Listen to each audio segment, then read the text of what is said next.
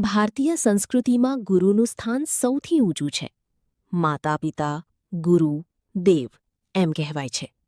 જે આપણને અંધકારમાંથી પ્રકાશ તરફ લઈ જાય તે જ સાચો ગુરુ.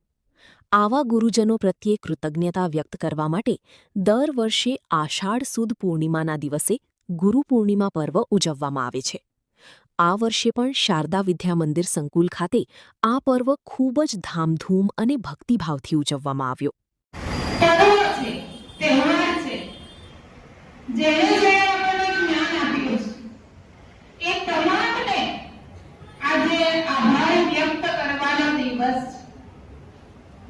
એવું નથી કે કોઈ જ્ઞાની હોય કે કોઈ મોટી વ્યક્તિ હોય અથવા આપણાથી ઉંમરમાં મોટી વ્યક્તિ હોય એ જ સાચું અને સારું જ્ઞાન આપે એવું નથી હોતું.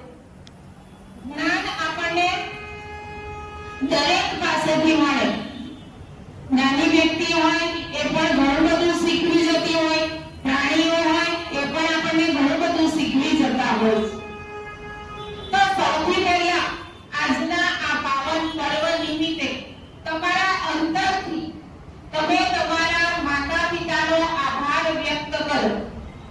બધા આંખ બંધ કરીને વંદન કરો અને અંદરો અંદર મારા માતા પિતાનું ભલું હતું કે તેમણે મને આ દુનિયા બતાવી એવો અંદરથી અંતર મનથી બોલો.